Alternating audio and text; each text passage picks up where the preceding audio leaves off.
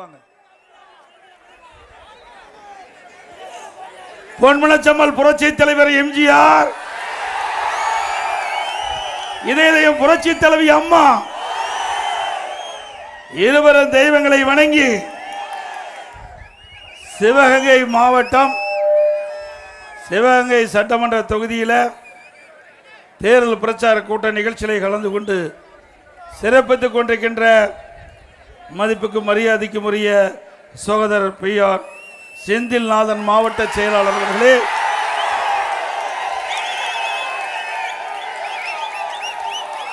நிகழ்ச்சியிலே பங்கு பெற்றிருக்கின்ற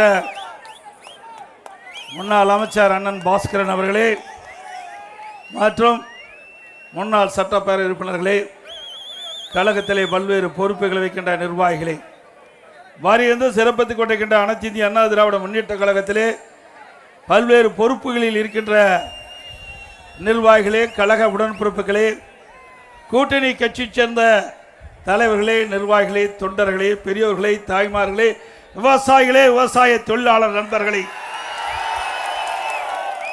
மகளிரை சேர்ந்த சகோதரிகளே, பத்திரிகையாளர்களே, ஊடகங்களே, அனைவருக்கும் என்னுடைய முதற்கண் நன்றி கலந்த வணக்கம். இந்த மண் வீரம் செறிந்த மண். இந்த மண்ணுக்கு என்று தனி பெருமை உண்டு. இந்த மண்ணில் வாழ்ந்தவர்கள்தான் ராணி வீரமங்கை வேலு நாச்சியார் அவர்கள், மாமன்னர் மருது சகோதரர்கள்,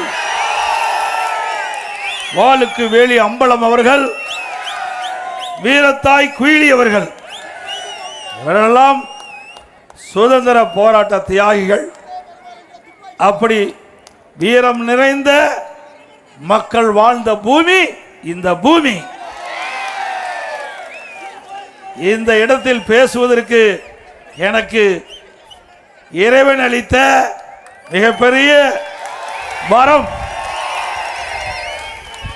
எவ்வளவு பெரிய வீரம் செறிந்த மண்ணில் இப்படி வீரமிக்க மக்கள் வாழ்ந்த பூமியில் பேசுகின்ற பாக்கியத்தை இறைவன் எனக்கு வழங்கியதற்கு மீண்டும் ஒருமுறை நன்றியை தெரிவித்து,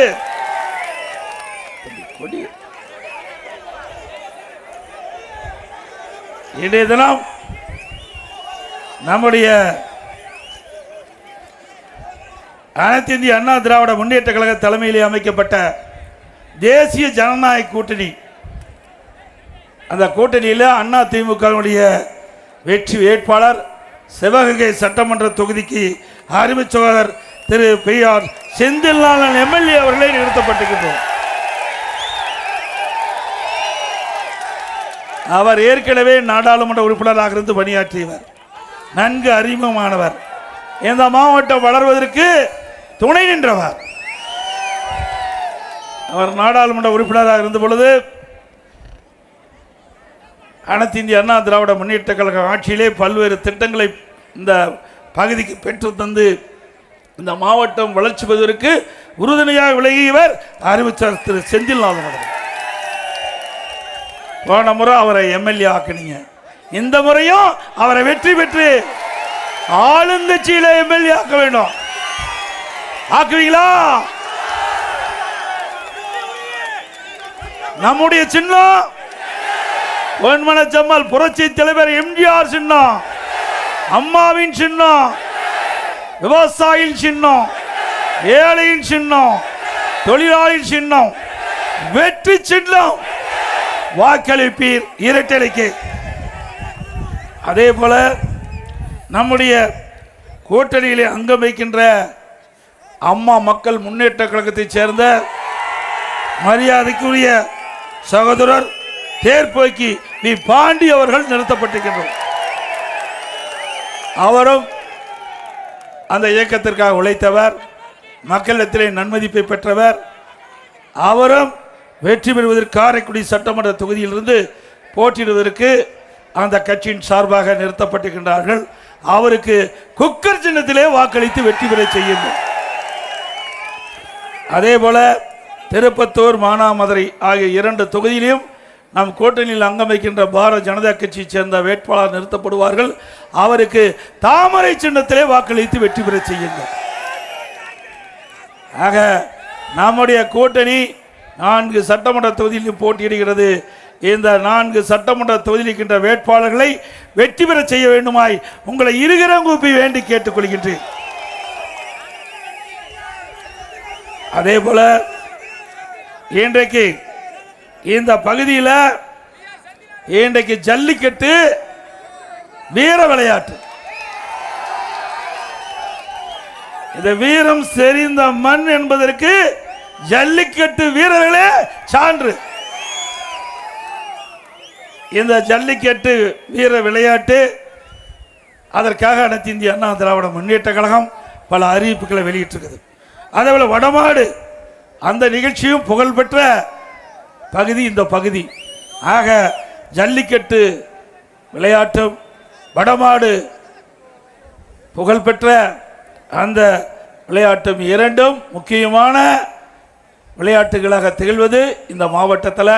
இந்த 2 ஜல்லிக்கட்டும் வடமாடு பிடிப்பதும் அனைத்து இந்திய அண்ணா திராவிட முன்னேற்ற கழகம் உங்களுக்கு பக்கபலமாக இருக்கும் நேரத்தில் தெரிவிச்சுக்கிறேன்.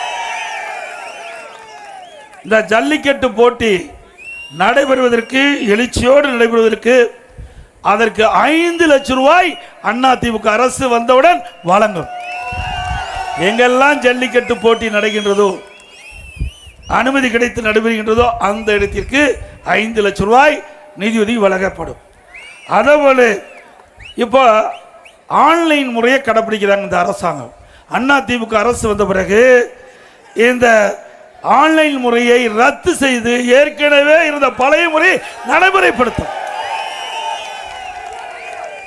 அதே போல ஜல்லிக்கட்டு போட்டி நடக்கின்ற போது காளைகளால் ஜல்லிக்கட்டு வீரர்கள் படுகாயமடைந்து உயிரிழந்தால் அந்த வீரர் குடும்பத்திற்கு 10 லட்சம் ரூபாய் நிவாரணம் வழங்கப்படும். அதோட ஜல்லிக்கட்டு விளையாட்டு வீரர்கள் பங்கு பெறுகின்றவர்களுக்கு பதிவு செய்யப்பட்டவர்களுக்கு நாம் காப்பீட்டு திட்டம் கொண்டு வந்து அந்த பிரிமிய தொகையை அரசாங்கமே செலுத்தும்.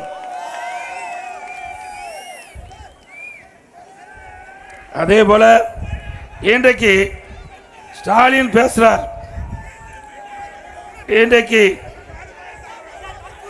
எடப்பாடி பழனிசாமி சந்தியாக மாறிவிட்டார் என்று பேசியிருக்கிறார். சந்தியாவே சந்தினா சங்கியா ஸ்டாலின் பேச்சு எடப்பாடி பழனிசாமி முழு சங்கியாகவே மாறிவிட்டார் என்று ஒரு அவதூறு கருத்தை பரப்பிக் கொண்டிருக்கின்றார். திரு ஸ்டாலின் அவர்களே, தோல்வி பயத்தால் காங்கிரஸ் காலை பிடித்து கெஞ்சி கூத்தாடி கூட்டணி வச்சிருக்கிறீங்க, அப்படித்தானே? இன்றைக்கு உங்களுடைய அப்பா திரு கருணாநிதி அவர்கள் சங்கியா வச்சுக்கிறாரா? இந்த படத்து இது யாரோட இருக்கிறாரு? யாரோட இருக்காருங்க? திரு வாஜ்பாயோட தானே இருக்கிறாரு. திரு மாமா திரு முரசொலி மாறன் அவர் யாரோட இருக்காரு? அப்ப திரு கருணாநிதி அவர்கள் சங்கியா?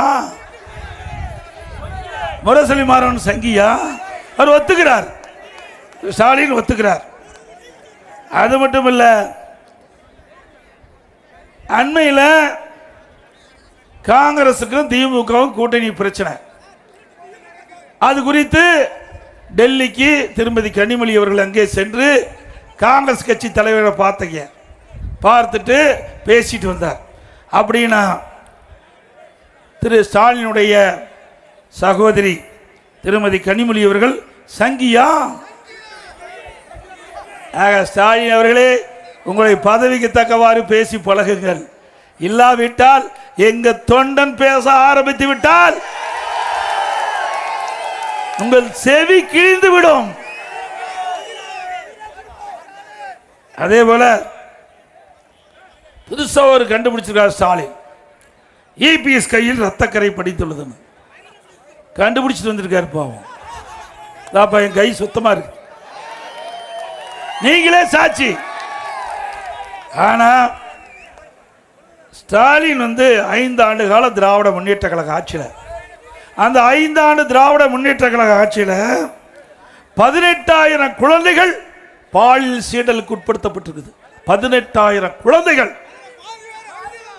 இன்றைக்கு நீதிமன்றத்தின் மூலமாக வழக்கு நடைபெற்று கிட்டத்தட்ட 6,000 பேருக்கு போக்சோ வழக்கின் மூலமாக நிவாரணம் வழங்கப்பட்டதாக நீதிமன்றத்தில் வழங்கப்பட்டிருக்கின்றது. அது மட்டுமல்ல, சமூகநலத்துறை அமைச்சர், திராவிட முன்னேற்ற கழகத்தில் இருக்கின்ற சமூகநலத்துறை அமைச்சர் தூத்துக்குடி நிகழ்ச்சியில் பேசுகின்ற பொழுது, திராவிட முன்னேற்ற கழக ஆட்சியில் 6,999 போக்சோ வழக்குகள் பதிவு செய்யப்பட்டிருக்குது. 84 கோடி நிவாரணம் வழங்கப்பட்டுகின்றது. போக்சோ வழக்குனா சிறுமிகள், பெண் சிறுமிகள், அந்த குழந்தைகள் பாலியல் சீண்டலுக்கு உட்பட்டா அதுதான் போக்சோ வழக்கு பதிவு செய்ய முடியும்.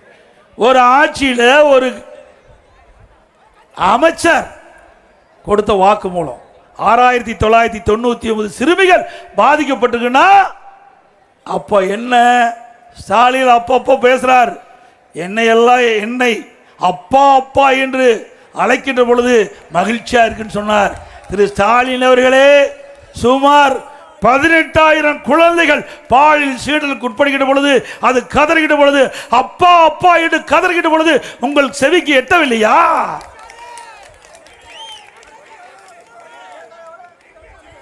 ஆக உங்களுடைய ஆட்சி நிர்வாகம் எப்படி இருக்குது என்பதை எண்ணி பார்க்க வேண்டும். இன்னைக்கு சிறுமிகளுக்கு பாதுகாப்பு இல்ல, பெண்களுக்கு பாதுகாப்பு இல்ல, வயது வந்த தாய்மார்களுக்கு பாதுகாப்பு இல்லாத ஒரு ஆட்சி திமுக ஆட்சி. எங்களை பற்றி பேசுவதற்கு அருகதை கிடையாது. தகுதி இருக்குதா? சட்டத்தின் ஆட்சி அண்ணா திமுகவில் நடைபெற்றது. உங்களுடைய ஆட்சியில் சட்ட சந்தி சிரித்துக் கொண்டிருக்கின்றது. சட்டம் அடியோடு சீரழிந்து விட்டது தமிழகத்திலே. வேண்டுமென்றே திட்டமிட்ட அவதூறு பிரச்சாரத்தை மேலும் தொடர்ந்தால் அதற்கு எங்களுடைய தொண்டர்களே தகுந்த பதிலடி கொடுப்பார்கள். ஸ்டாலின் அவர்களே,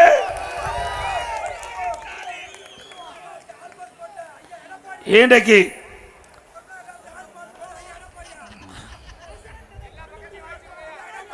சிவகங்கை மாவட்டத்தில் உங்களுக்கு நன்றா தெரியும், கஞ்சா போதை ஆசாமிகள் இருசக்கர வாகனத்தில் சென்று கொண்டிருக்கும் பொழுது அந்த சாலையில் நின்று கொண்டிருந்தவர்கள் கொடூரமா அறிவாளால் தாக்கப்படுறாங்க. அப்படிப்பட்ட ஆட்சி நடத்துகிற ஸ்டாலின் எங்களை பற்றி பேசுகிறார். வெக்கமா இல்லை? அது மட்டும் இல்லை, கோவில் காவலாளி அஜித் குமார் அவர் மீது ஒரு திருட்டு குற்றச்சாட்டை சுமத்தி பொய் வழக்கு போட்டு விசாரணை என்ற பெயரில் படுகொலை செய்யப்பட்டுகிறீங்களே, இதுதான் ரத்தக்கரை படிந்த கை திரு ஸ்டாலினுடைய கை. உண்மைதானே? ஒரு மாதத்திற்கு முன்பு மானாமதியில் லாக்அப் டெத்து, இன்றைக்கு காவலால் தாக்கப்பட்டு உயிரிழந்திருக்கிறாங்களே, இதுதான் ரத்தக்கரை படிந்த கை. ஸ்டாலின் அவர்களே, உங்களுடைய ஆட்சியா நடக்குது, ஆட்சி நடக்குது. அந்த ஆட்சியில் முறையா நடக்குதா? ஏன்னா பொம்மை முதலமைச்சர், அவர் எங்க போய் ஆட்சி செய்ய முடியும்? அப்படித்தானே? நிச்சயமாக வழங்கப்படும். நான் பின்னாட வரேன். ஆக ஸ்டாலின் வேண்டுமென்றே திட்டமிட்டு அனைத்து இந்திய அண்ணா திராவிட முன்னேற்ற கழகத்தை பற்றியும் என்னை பற்றியும் அவதூறாக பேசிக் கொண்டிருக்கின்றார். அதற்கு தகுந்த பதிலடி உடனுக்குடன் கொடுக்கின்ற கட்சி அண்ணா திமுக கட்சி. ஸ்டாலின் அவர்களே,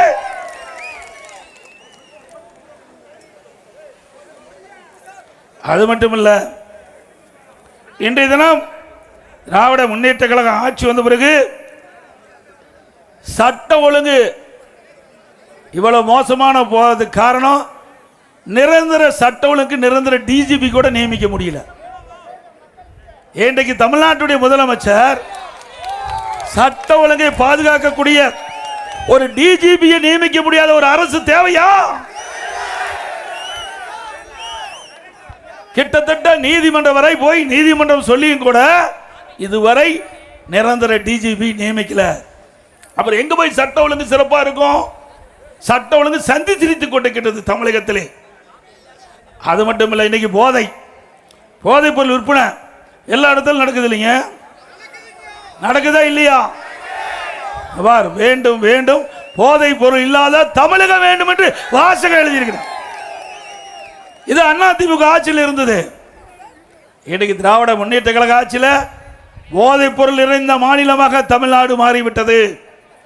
திராவிட முன்னேற்ற கழகம் ஆட்சி பொறுப்பேற்று ஒரே ஆண்டில் தமிழகம் முழுவதும் கிராமத்திலிருந்து நகர வரை சந்து பொந்து மூலம் முடக்கு எல்லாம் இன்றைக்கு கஞ்சா விற்பனை அமோகமாக நடைபெற்றுக் கொண்டது. நான் பிரதான எதிர்க்கட்சி தலைவர் என்ற முறையில்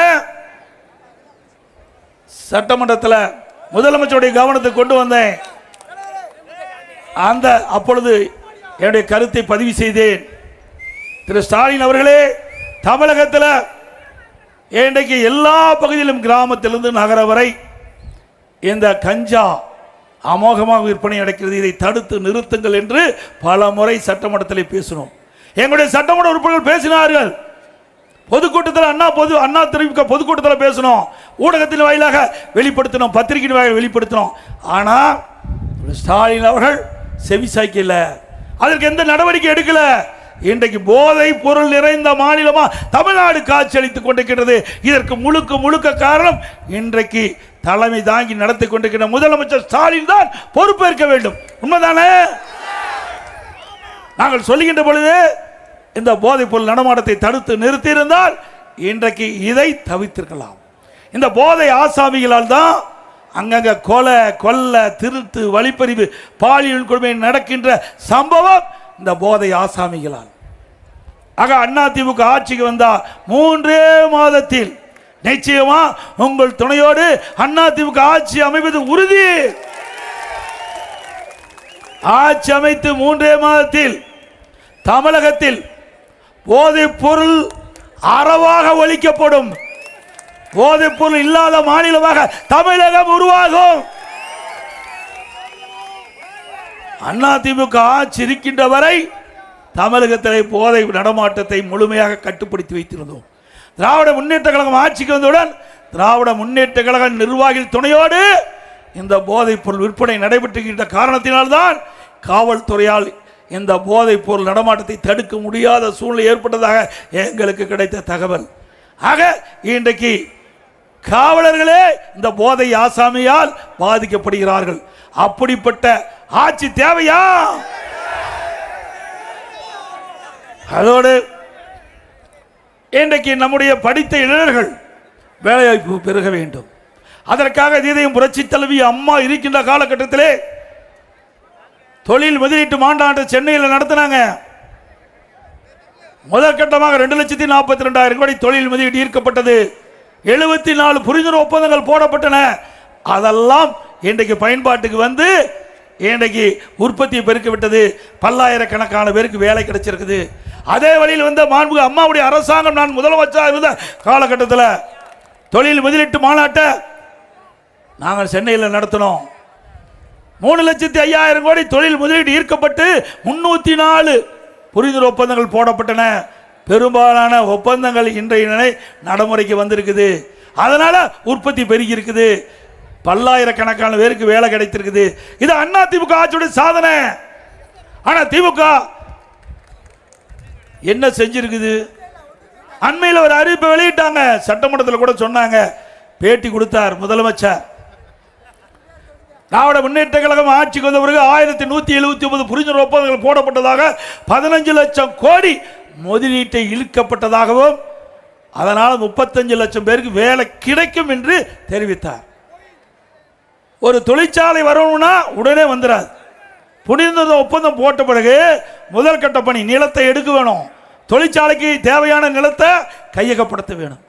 அதுக்கு பிறகு மத்திய மாநில அரசுடைய அனுமதி பெற வேண்டும்னா அதுக்கு ஒரு குறிப்பிட்ட காலம் வேணும். அதுக்கு பிறகு அந்த தொழிற்சாலை கட்டமைப்புக்கு தேவையான நிதி ஆதாரங்கள் பெருக்க வேண்டும். வங்கியில் கடன் பெற வேண்டும், இல்லது நிதி ஆதாரத்தை பெருக்க வேண்டும். அதற்கு பிறகு அதற்கு தேவையான கட்டடங்களை கட்ட வேண்டும். பிறகுதான் பயன்பாட்டுக்கு வரும். அப்படி பார்க்கின்ற பொழுது பெரிய தொழில்கள் துவங்க வேண்டும் என்றால் 3 ஆண்டு முதல் 4 ஆண்டுகள் பிடிக்கும். கடந்த ஆண்டு தான் அறிவிச்சார், உடனே பயன்பாட்டுக்கு வந்துட்டு தான். திராவிட முன்னேற்ற கழக அரசுல போட்ட புரிந்துணர்வு ஒப்பந்தங்கள் அந்த தொழில்கள்லாம் பயன்பாட்டுக்கு வந்துட்டு 35 லட்சம் பேருக்கு வேலை கிடைச்சுன்னு சொல்றாங்க. சிவகங்கையில் எத்தனை பேருக்கு வேலை கிடைச்சிருக்குதா? இந்த மாவட்டத்தில் ஏதாவது கிடைச்சிருக்குதா? 35 லட்சம் பேருக்கு வேலை கிடைச்சுன்னு சொன்னா தமிழ்நாட்டில் 38 மாவட்டம் இருக்குது. ஒரு மாவட்டத்துக்கு கிட்டத்தட்ட 90,000 பேருக்கு வேலை கிடைக்கணும். வேலை கிடைச்சதா? அத்தனையும் பச்சை பொய். பூரா பேசுவது பூரா பொய் மூட்டை அவுத்து விட்டுக்கிட்டே இருக்கிறார். அதுக்கு தக்கவாறு இந்த ஊடகம் பத்திரிக்கையும் ஜாலரா போட்டுக்கிட்டே இருக்குது. இந்த ஊடகம் பத்திரிகை மட்டும் உண்மை செய்தி வெளியிட்டா திமுக டெபாசிட் கூட வாங்காது. உண்மைதானே? தினந்தோறும் ஸ்டாலின் போட்டோ ஷூட் போட்டுக்குவார். அப்படி போட்டோ ஷூட் போட்டு ஒரு திட்டத்தை அறிவிப்பார். அப்படியே வந்து போஸ்ட் கொடுப்பார். நம்ம பத்திரிகையாளரும் அப்படியே அழகா படம் பிடிச்சு அங்க தொலைக்காட்சியில் காட்டுவாங்க. பத்திரிகையில் வரும். இதுதாங்க தினந்தோறும் நடக்குது. இந்த ஆட்சியில் என்ன சாதனை படிச்சாங்க? இந்த போட்டோ ஷூட் போட்டதுதான் சாதனை, வேற எந்த சாதனையும் கிடையாது. அது மட்டுமல்ல, ஒரு திட்டத்தை அறிவிப்பார், அதுக்கு ஒரு பேர் வைப்பார். பேர் வைக்கிறதுல நோபல் பரிசு கொடுக்கணும்னு நினைச்சா ஸ்டாலின் கொடுத்தா பொருத்தமா இருக்கு. 52 குழு போட்டிருக்கார். 52 குழுக்கும் தலைவர் போட்டாச்சு. ஆனா எந்த குழுவும் செயல்பட்டதா தெரியல. நான் சட்டமன்றத்தில் முதலமைச்சர் பார்த்து கேட்டேன், திரு ஸ்டாலின் அவர்களே, புதிய திட்டம் அறிவிக்கின்ற பொழுது மக்கள்லாம் எதிர்பார்த்தாங்க, ஆகா ஸ்டாலின் முதலமைச்சராக வந்துட்டாரு, நிறைய புதிய திட்டங்களை அறிவிக்கிறாரு, அதன் மூலம் நமக்கு நன்மை கிடைக்கும் என்று எதிர்பார்த்தாங்க. ஆனால் அவருக்குலாம் பட்டணம் போட்டார். எதுவுமே கிடைக்கல. வெள்ளை அறிக்கை வீடுன்னு சொன்னேன், இருந்தால் தானே விட முடியும். அதோட இதை வெள்ளை அறிக்கை கேட்டால் வெள்ளை பேப்பரை கொடுத்து, அது அப்புறம் வெள்ளை அறிக்கை கேட்டால் இது வரைக்கும் அந்த வெள்ளை அறிக்கை இதுக்கு பதிலே கிடையாது. இப்படி மக்களை ஏமாற்றி தினந்தோறும் விளம்பரம். ஒரு நாளைக்கு 4 கோடி செலவாகுதுங்க. விளம்பரத்துக்கு மட்டும் 4 கோடி. பத்திரிகைக்கும் ஊடகத்துக்கும் திராவிட முன்னேற்ற கழக ஆட்சியிலே ஒரு சில திட்டங்களை தினந்தோறும் பத்திரிகையில் போடுவது, தொலைக்காட்சியிலே காண்பதற்கு மட்டும் 4 கோடி செலவழிச்சிருக்காங்க. இது யாருடைய பணம்? உங்களுடைய வரி பணங்க. எப்படி ஊதாரித்தனமாக இவர்கள் சொந்த நலனுக்காக விளம்பரப்படுத்தி கொண்டிருக்கிறார். இப்படிப்பட்ட ஆட்சி தொடர வேண்டுமா? இதுதான். இப்படின்னா திரு கருணாநிதி அவர்கள் முதலமைச்சராக இருந்தார், அதில் எந்த மாற்று கருத்தும் கிடையாது. அவருக்கு அங்க மெரினா கடற்கரையில் நினைவு மன்றம் கட்டினார். ரைட், கட்ட வேண்டியதுதான், அதில் தப்பு இல்லை. ஆனால் அவருக்கு எழுதாத பேனாவை நடுக்கடலில் கொண்டு வைக்கிறார். யாருடைய பணம்? உங்களுடைய வரி பணங்க. எழுதாத பேனாவை திரு கருணாநிதியுடைய நினைவிடத்திற்கு முன்னாலே ஒரு 2 கோடியில் வைக்கல, அதுக்கு 84 கோடி செலவழித்து போய் நடுக்கடலில் வைக்கிறாங்க. திரு கருணாநிதியுடைய குடும்பத்திற்கு 8000 கோடி டெஸ்ட் பணம் இருக்குது. 8000 கோடி இருக்குதுங்க. 1000 2000 8000 கோடி டெஸ்டில் பணம் இருக்குது. அந்த பணத்தில் எடுத்து நீங்க எழுதாத பணம் நடுக்கடலில் வைங்க, இல்லது அங்க ஒரு கோபுரமா கட்டி அது கூட வைங்க. யார் வேண்டாங்கிறா?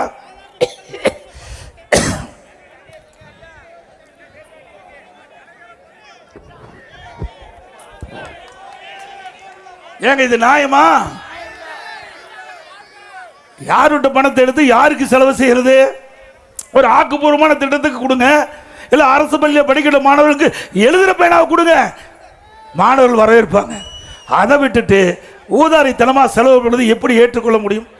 அப்பா இப்படின்னா, அப்பா ஸ்டாலின் இப்படின்னா, மகன் கார் பந்தயம் நடத்துறாரு. பல 100 கோடி ரூபாய் செலவழிச்சு சென்னை மாநகரத்தில் கார் பந்தயம் நடத்துறாரு. இது தேவைங்களா?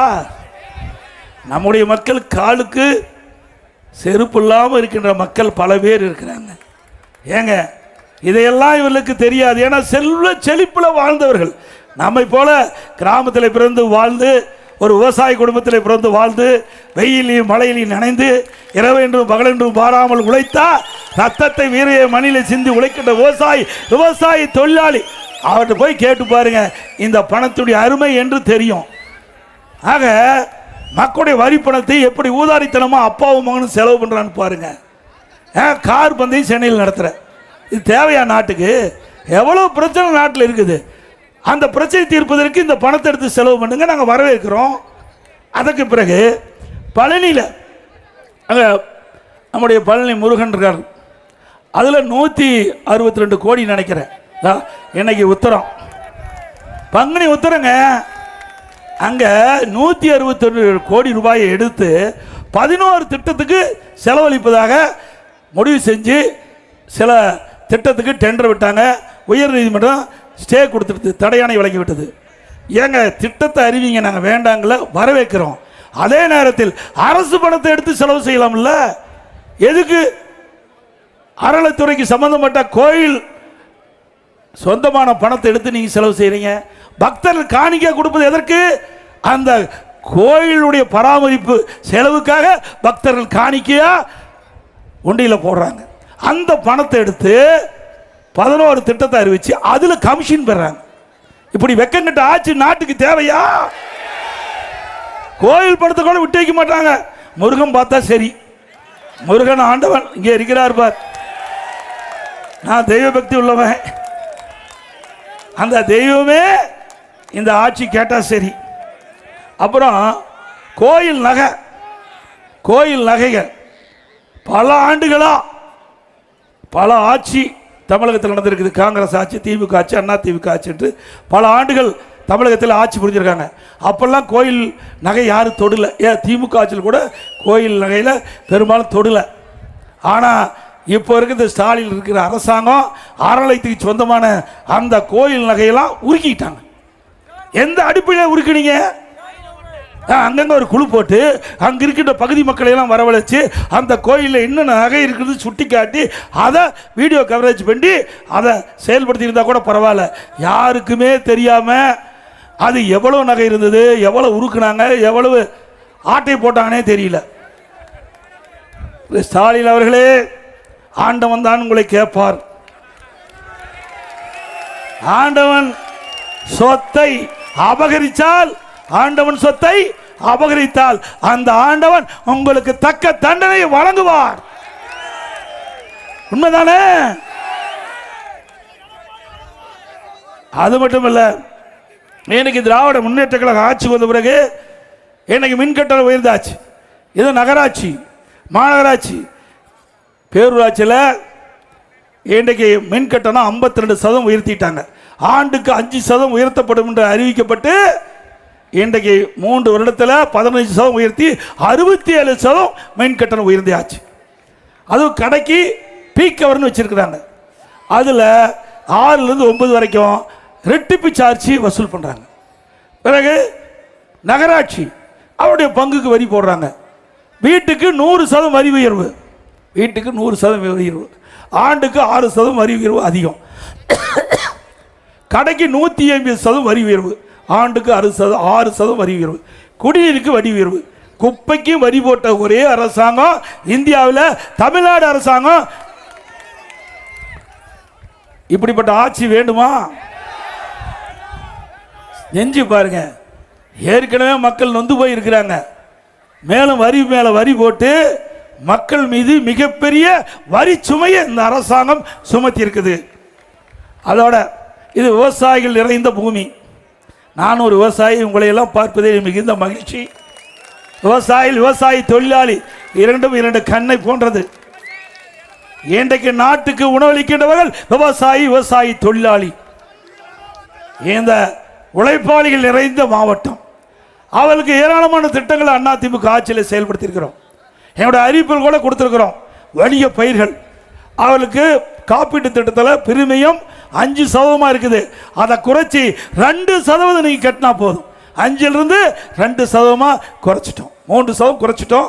இனி 2% காப்பீட்டு பிரிமியம் கட்டினா போதும். அதோட வறட்சி, இயற்கை சீற்றத்தால் விவசாயிகள் பாதிக்கின்ற பொழுது அது காப்பீட்டு திட்டத்தில் கொண்டு வந்து அவர்களுக்கு சேதமடைந்த பயிர்களை கணக்கிட்டு அவர்களுக்கு இழப்பீட்டு தொகையை அதிக அளவு இந்தியாவிலேயே விவசாயிகளுக்கு காப்பீட்டு திட்டத்தின் மூலமாக இழப்பீட்டு தொகை அதிகமாக பெற்று தந்த அரசு அண்ணா திமுக அரசாங்கம். அதே போல விவசாயிகள் பயனடைய வேண்டும் என்பதற்காக 2016ஆம் ஆண்டு இதே புரட்சி தலைவி அம்மாவல் தேர்தல் அறிக்கையிலே குறிப்பிட்டார்கள். அண்ணா திமுக ஆட்சிக்கு வந்தா விவசாயிகள் வாங்கிய தொடக்க வேளாண் கூட்டுறவு சங்கத்திலே வாங்கிய பயிர்க்கடன் தள்ளுபடி என்றார்கள். தள்ளுபடி செஞ்ச அரசாங்கம் அண்ணா திமுக அரசாங்கம். 2021 அதில் விவசாயிகள் பாதிக்கப்பட்டதாக என்னுடைய கவனத்துக்கு கொண்டு வந்தாங்க. இருக்கின்ற அமைச்சர்கள் சட்டமன்ற உறுப்பினர்கள் என்னிடத்தில் கோரிக்கை வைத்தார்கள். விவசாய பிரதிநிதிகளும் என்னை சந்தித்து கோரிக்கை வைத்தார்கள். இன்றைக்கு கொரோனா காலம், விவசாயி விளைவித்த பொருட்கள் முழுமையாக விற்க முடியவில்லை, எங்களுக்கு பெரும் நஷ்டம் ஏற்பட்டு விட்டது, எங்களுக்கு நீங்கள் உதவி செய்ய வேண்டும், நாங்கள் கூட்டுறவு சங்கத்திலே வாங்கிய பயிர்க்கடன் தள்ளுபடி செய்ய வேண்டும் என்று கேட்டார்கள். அதன் அடிப்படையில் தொடக்க வேளாண் கூட்டுறவு சங்கத்திலே வாங்கிய பயிர்க்கடன் 12,100 கோடி தள்ளுபடி செய்த அரசாங்கம் அதிமுக அரசு. ஒரு 5 ஆண்டில் 2 முறை விவசாயிகளுக்கு பயிர் கொஞ்சம் ஒதுங்கிப்பா, தொடக்க வேளாண் வங்கியில் வாங்கிய பயிர்க்கடன் தள்ளுபடி செய்த அரசாங்கம் அதிமுக அரசு. அதோட கொஞ்சம் வழி விடுங்க ஆம்புலன்ஸ் போறதுக்கு.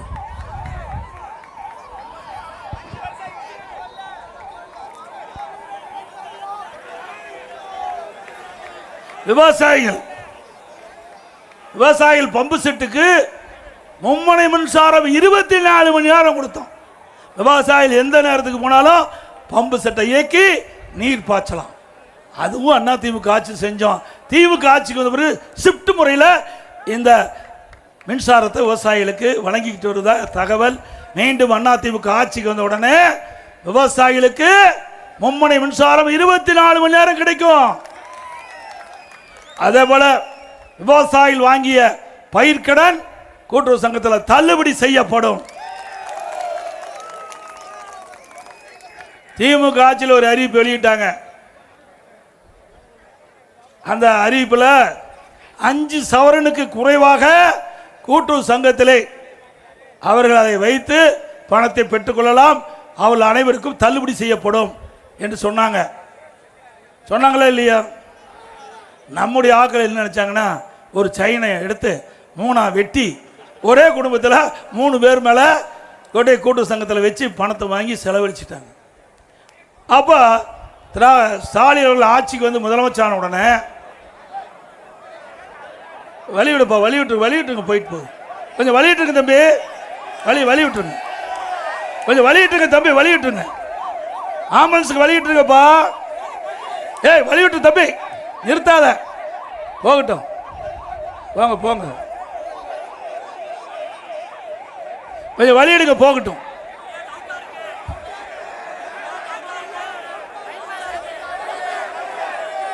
என்ன வேணாலும் செய்யட்டும், அதை பத்தி கவலை. மக்கள் நம்பக்கம். அதோட ஸ்டாலின் ஒரு உத்தரவு போட்டார், பல விதிகளை விதிச்சார். ஒரு குடும்பத்தில் ஒருவருக்கு தான் கிடைக்கணும், மற்றவருக்கு கிடைக்காதுன்ட்டார். நம்ம மக்கள் பணத்தை வாங்கி செலவழிச்சிட்டாங்க. இன்றைக்கு எல்லா கூட்டுறவு சங்கத்திலையும் நோட்டீஸ் விட்டாங்க, உங்கள் குடும்பத்தில் ஒருவருக்கு தான் தள்ளுபடி, மீண்டவெல்லாம் அந்த நகையை மீட்டெடுத்து பணத்தை கட்டிக்கிட்டு போகணும். வேறு வழி என்ன பண்ணுறது, செலவழிச்சிட்டாங்க, அந்த நகையை திருப்ப முடியல. இன்றைக்கு அப்பொழுது இருந்ததை விட 2 மடங்கு அதிகமாக விற்கிது பவுன். அன்னைக்கு 35,000 ரூபாய்க்கு விற்றது, இன்னைக்கு 1,15,000 ரூபாய்க்கு பவுன் விற்கிது. இப்படி ஏழை மக்களை ஏமாற்றி அரசாங்கம் தொடர வேண்டுமா? திமுக அறிவிப்பால 48 லட்சம் பேர் இந்த நகையை போய் கூட்டுறவு சங்கத்தில் வச்சு பணத்தை பெற்றாங்க. அதில் 15 லட்சம் பேருக்கு தான் தள்ளுபடி, 33 லட்சம் பேர் நகையை வைத்து ஏமாற்றப்பட்டார்கள். இன்றைக்கு உதயநிதி போனார், பரப்புரைக்கு போனார். நம்முடைய தாய்மார்களும் பெண்கள்லாம் நல்ல காதில் தோடு, கழுத்தில் நகை போட்டிருந்தாங்க. பார்த்தாங்க, பொருட்கள் அவருக்கு நகையாக போடுற வச்சுக்கிறேன்னு சொல்லி ஒரு அறிவிப்பு வெளியிட்டார். ஓடுங்க, வேகமாக போங்க, கூட்டுறவு சங்கத்தில் உங்கள் நகையை வைங்க, பணத்தை பெருங்கினார், அழகாக செலவு பண்ணினார். நம்முடைய தாய்மார்களும் பெண்களும் அவருடைய பேச்சை கேட்டுக்கிட்டு ஓடோடி போய் அங்கங்கே இருக்கின்ற கூட்டுறவு சங்கத்தில் தாங்க அணிந்திருந்த நகையும் தோடெல்லாம் கழட்டி அதில் பணத்தை வாங்கி செலவழித்த பிறகு தான் தெரியுது தன்னுடைய நகையெல்லாம் போய்விட்டது. இன்றைக்கு அந்த பவுன் 3 மடங்கு விலை அதிகரிச்சிட்டது. இப்படி ஏமாற்றப்பட்ட அரசாங்கம் தொடர வேண்டுமா? அதோட திராவிட அதிமுக ஆட்சியில் கொண்டு வரப்பட்ட திட்டம் பல திட்டத்தை ரத்து பண்ணியிருக்காங்க. அதிமுக ஆட்சி மலர்ந்தவுடனே அனைத்து திட்டங்களும் நிறைவேற்றப்படும், தொடரும். அதே போல அதிமுக ஆட்சியில் பல சாதனைகள் நாங்கள் செஞ்சிருக்கிறோம். ஏன்னா இன்றைய முதலமைச்சர் ஸ்டாலின் எல்லா இடத்திலையும் பேசுகிறார். அதிமுக 10 ஆண்டுல எந்த சாதனையும் செய்யவில்லை என்ற ஒரு தவறான செய்தி சொல்லியிருக்கிறார்.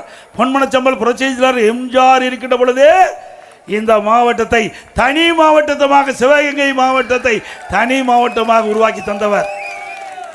காரைக்குடி அழகப்பா பல்கலைக்கழகம் புரட்சித் தலைவர் காலத்தில் துவக்கப்பட்டது. அதிமுக ஆட்சியில் காரைக்குடி அழகப்பா பல்கலைக்கழகத்திற்கு 100 கோடி அதுக்கு வழங்கப்பட்டது. காரைக்குடியில் 120 கோடியில் பாதாள சாக்கடை திட்டம் கொண்டு வரப்பட்டது. காரைக்குடி முழுவதும் 70 கோடிக்கு சாலைகள் மேம்படுத்தப்பட்டன. சிவகங்கை நகரத்திற்கு புறவழிச்சாலை அமைக்கப்பட்டது, போக்குவரத்து நெரிசல் இல்லாமல் நகரத்தை பாதுகாப்பதற்கு. வேலுநாச்சியார் அவளுக்கு மணிமண்டபம் கட்டப்பட்டு அவரது பிறந்தநாள் அரசு விழாவாக அறிவிக்கப்பட்டது அதிமுக ஆட்சியிலே. வீரத்தாய் குயிலிக்கு பெருமை சேர்க்கும் வகையில் அவருக்கு நினைவகத்தை திறந்து வைத்தவர் அம்மா அவர்கள். திருப்பத்தூரில் மருதுவாடிகளுக்கு மணிமண்டபம் வெண்கல் சிலை அமைக்கப்பட்டு அவரது பிறந்தநாள் அரசு விழாவாக அறிவிக்கப்பட்டது. காளையாறு கோயில், திருபுவனம், சிங்கம்புணரி ஆகிய தாலுக்கால் உருவாக்கப்பட்டு புதிய தாலுக்கா கட்டிடங்கள் அதற்கு கட்டி கொடுக்கப்பட்டது. தவறாங்கி உப்பாட்டியின் குறுக்கே 10 கோடியில் தடுப்பணை கட்டப்பட்டது. காவிரி கூட்டுக்குடி திட்டம் இந்த மக்களுக்கு தேவையான பாதுகாக்கப்பட்ட குடிநீர் வழங்க வேண்டும் என்ற அடிப்படையில் 1752 கோடி 1752 கோடி மதிப்பீட்டில் கூட்டுக்குடி திட்டத்தை அறிவித்தோம். வேண்டுமென்றே திட்டமிட்டு இதற்கு முட்டுக்கட்டை போட்டது திராவிட முன்னேற்ற கழக அரசாங்கம். அதிலே கமிஷன் கேட்டு டெண்டர் எடுத்ததை நெருக்கடி கொடுத்தாங்க. அதற்கு அவரெல்லாம் சலிக்கல. ஆனால் இந்த திட்டத்தை நிறைவேற்றக்கூடாது என்று ஒரு வழக்கறிஞர், திமுக தூண்டுதல் பேரில் ஒரு வழக்கறிஞர் நீதிமன்றத்திலே தடையாணை வாங்கினாங்க. நம்முடைய எம்எல்ஏ அருமை சகோதரர் செந்தில்நாதன் தடையாணையை உடைத்து திட்டம் செயல்படுகிறது. ஆக குடிநீர் வழங்குவதை கூட அரசியலாக்கின்ற கட்சி திமுக கட்சி மீண்டும் வர வேண்டுமா? அதிமுக ஆட்சி நிச்சயமா உங்க துணையோடு மலரும். அப்படி அதிமுக ஆட்சிக்கு வந்த பொழுது இந்த காவிரி கூட்டுக்குடி திட்டம் முழுமையாக நிறைவேற்றப்பட்டு மக்களுக்கு தேவையான பாதுகாக்கப்பட்ட நீர், காவிரி நீர் கிடைக்கும். அரண்மனை சிறுவாயில் மேம்பாலம் 7 கோடியில் அமைக்கப்பட்டது. சிவகங்கை பேருந்து நிலையம் விரிவாக்கம் செய்யப்பட்டது, மேற்கூரை அமைக்கப்பட்டது. காரைக்குடி, திருப்பத்தூர், தேவக்கோட்டை ஆகிய நகர்களுக்கு சுற்றுச்சாலை அமைக்கப்பட்டது. பாரம்பரிய புளியங்குளம் மாடுகளுக்கு ஆராய்ச்சி நிலையம் அமைக்கப்பட்டது. வையாற்றின் குறுக்கே 50 கோடி மதிப்பீட்டில் திரும்புவனம், மீனாட்சிபுரம், தட்டான்குளம் ஆகிய இடங்களில் தடுப்பணை கட்டி நிலத்தடி நீரை உயர்வதற்கு நடவடிக்கை எடுக்கப்பட்டது. மன்னர் துரைசிங்கம் அரசு மருத்துவக்கல்லூரியில் 3 கோடி மதிப்பீட்டில் எம்ஜிஆர் நூற்றாண்டு விழா கட்டிடம், கலையரங்கம் 3 கோடி மதிப்பீட்டில் மற்றும் சுற்றுச்சூழல் வகுப்பறை கட்டிடம் கட்டித்தரப்பட்டது. இப்படியே பல திட்டங்கள் நிறைவேற்றினா. குடிமராமத்து திட்டம் அற்புதமான திட்டம். பல ஆண்டுகளாக ஏரி குளம் குட்டையெல்லாம் தூர் வாராமல் இருந்தாங்க. இது வறட்சியான மாவட்டம், ஆக நீர் பற்றாக்குறை மாவட்டம்.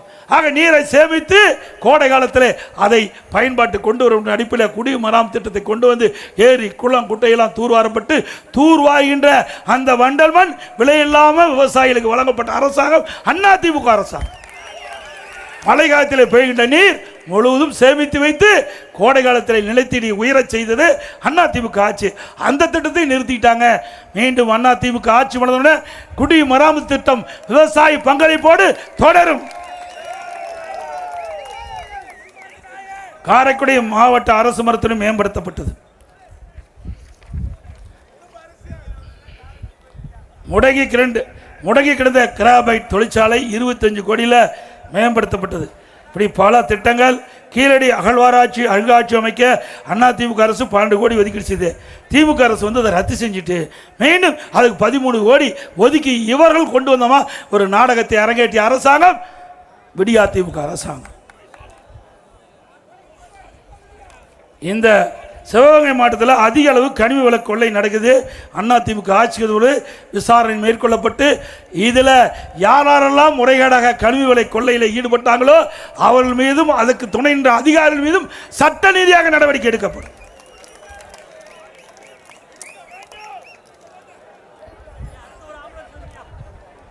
அதே போல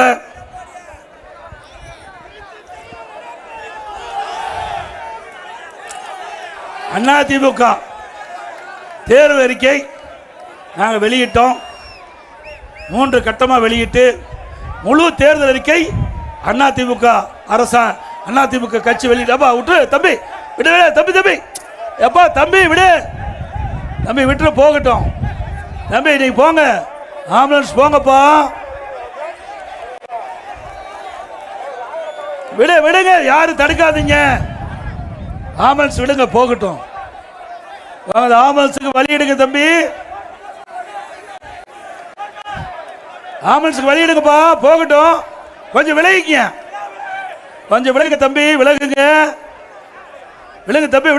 தம்பி விடுங்க தயவு செய்து விடுங்கப்பா விடுங்க வரட்டும். இன்றைக்கு தமிழகத்தில் வரிச்சுமை உணவுப் பொருட்கள் விலைவாசி உயர்வு இன்னை முட்டையிட்ட அளவுக்கு உயர்ந்து போச்சு. இதையெல்லாம் மக்களால் சமாளிக்க முடியல. அதனால எல்லா குடும்ப அட்டைதாரருக்கும் அதிமுக ஆட்சி அமைந்தவுடனே 10,000 ரூபாய் வங்கி கணக்கில் செலுத்தப்படும். மாதந்தோறும் 1000 ரூபாய் இப்ப இந்த திராவிட முன்னேற்ற கழக ஆட்சியில குடும்ப தலைக்கு வழங்கிட்டு இருக்காங்க. அதை அதிமுக ஆட்சியில் 2000 ரூபாய் உயர்த்தப்படும். அதோட எல்லா குடும்ப அட்டைதாரருக்கும் ஃப்ரிட்ஜ் விலை இல்லாமல் வழங்கப்படும். வேலைக்கு செல்லும் மகளிர் 5 லட்சம் பேருக்கு அம்மா இருசக்கர வாகனம் வழங்கப்படும். ஒவ்வொரு அம்மா இருசக்கர வாகனத்துக்கு 27,000 மானியம் கிடைக்கும். எல்லா குடும்ப அட்டைதாரருக்கும் வருடத்திற்கு 3 சிலிண்டர் விலை இல்லாமல் வழங்கப்படும். ஒவ்வொரு ஆண்டும் பொங்கல் தொகுப்பு வழங்கிட்டு இருக்கிறோம். அதோட 1000 ரூபாய் பொங்கல் பரிசு வழங்கப்படும். நம்முடைய தாய்மார்களுக்கும் பெண்களுக்கும் ஒவ்வொரு தீபாவளி என்றும் பட்டுப்புடவை வழங்கப்படும். அதோட படித்த பட்டம் பெற்ற இளைஞர்கள் வேலைவாய்ப்பில் பதிவு செய்யப்பட்டு வேலை கிடைக்காமல் இருக்கின்றவர்களுக்கு 2000 ரூபாய் மாதந்தோறும் வழங்கப்படும். +2 படித்தவர்களுக்கு 1000 ரூபாய் வழங்கப்படும். அதே போல இப்பொழுது நகர பேருந்துல பெண்கள் தான் கட்டணம் இல்லாமல் பயணம் பண்ணிக்கிறாங்க. இனி அதிமுக ஆட்சி ஆண்களும் நகர பேருந்தில் கட்டணம் இல்லாமல் பயணம் செய்யலாம். இப்படி பல அறிவிப்புகள் ஏற்கனவே அறிவிச்சிருக்கிறோம். அம்மா இல்லம் திட்டம் இன்றைக்கு ஏழை மக்கள் வீடு இல்லாத ஏழை மக்கள் அனைவருக்கும் அற்புதமான காங்கிரீட் வீடு கட்டி கொடுக்கப்படும்.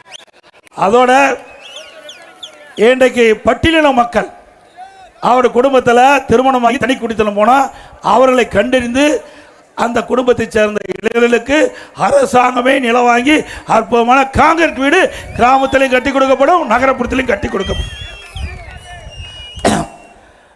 ஏற்கனவே திராவிட முன்னேற்ற கழக ஆட்சியில் கொடுக்கப்பட்ட வாக்குறுதி பலவற்றை நிறைவேற்றலாங்களா? 525 அறிவிப்பு திராவிட முன்னேற்ற கழகத்தின் சார்பாக 2021 அறிவிச்சாங்க. அதில் 1/4 அறிவிப்பு கூட இது வரைக்கும் நிறைவேற்றல. உதாரணத்துக்கு கல்வி கடன் ரத்து பண்ணாங்களா? மாதந்தோறும் கேஸ் சிலிண்டருக்கு மானியம் 100 ரூபா கொடுத்தாங்களா? Petrol diesel குறைச்சாங்களா? 100 நாள் வேலை திட்டத்தை 150 நாளா உயர்த்துறாங்களா? ஆனா அதிமுக ஆட்சி வந்தா 100 நாள் வேலை திட்டத்தை 150 நாளாக உயர்த்தப்படும். ஏற்கனவே மத்திய அரசுக்கு கோரிக்கை வச்சு இப்பொழுது மத்திய அரசாங்கம் 100 நாள் வேலை திட்டத்தை 125 நாளா உயர்த்தியாச்சு. அதை 150 நாளாக அதிமுக அரசு வந்து உயர்த்தப்படும். இப்படி கொடுக்கப்பட்ட வாக்குறுதியை நிறைவேற்றாத அரசாங்கம் திமுக அரசாங்கம் அது மீண்டும் தொடர வேண்டுமா? இப்ப மீண்டும் திரு ஸ்டாலின் புதிய அறிவிப்பை வெளியிட்டார். ஏற்கனவே இருக்கின்ற அறிவிப்பை இவர்களால் நிறைவேற்ற முடியல. புதிய அறிவிப்பை வெளியிட்டு நிறைவேற்றுவாங்களா? மக்கள் நம்புவாங்களா? இப்போ ஒரு புதுசாக கண்டுபிடிச்சிருக்கார் ஸ்டாலின் அவர்கள். ஏதோ நாம காப்பி அடிச்சிட்டுமா அவருடைய அறிக்கை? திரு ஸ்டாலின் அவர்களே, 2021 அதிமுக கட்சி தான் முதல்ல தேர்தல் அறிவிப்பை வெளியிட்டோம். அதற்கு பிறகு அரை மணி நேரம் கழிச்சு தான் திமுக தேர்தல் அறிவிப்பை வெளியே வந்தது. அப்பொழுது எல்லா குடும்ப அட்டையில் இருக்கின்ற குடும்ப தலைவிக்கு மாதந்தோறும் 1500 ரூபா கொடுக்கணும் நாங்கள் அறிவித்தோம். நீங்கள் 1000 ரூபா தான் கொடுக்கணும். 2021 சட்டமன்ற பொதுத் தேர்தலில் அங்கே நடக்கும்போதே அப்பொழுதே அதிமுக சார்பாக தேர்தல் அறிவிப்பில் வந்ததா. இப்பொழுது நாங்கள் கூடுதலாக 500 ரூபா சேர்த்து எல்லா குடும்ப அட்டையில் இருக்கின்ற குடும்ப தலைவி வங்கிக்கு 2000 வழங்கப்படும் அறிவிச்சிருக்கிறோம். நாங்கள் ஒன்றும் காப்பி அடிக்கல. நாம் ஏற்கனவே ஒரு வாரத்துக்கு முன்பாகவே நம்முடைய தேர்தல் அறிக்கையை வெளியிட்டோம்.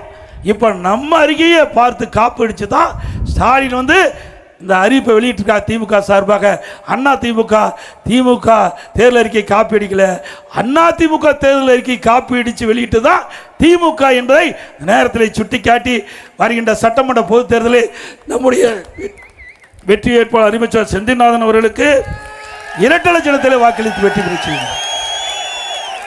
பாரதிய ஜனதா கட்சி சார்பாக போட்டியிடுவர்களுக்கு தாமரை சின்னத்திலே வாக்களித்து வெற்றி பெற செய்யுங்கள்.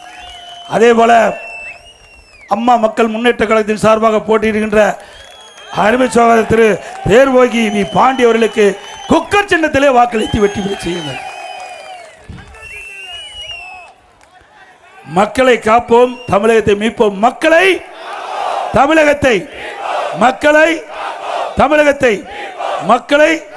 தமிழகத்தை ஸ்டாலின் மாடல் அரசு, பெயர் மாடல் அரசு. Bye bye Stalin. நன்றி, வணக்கம்.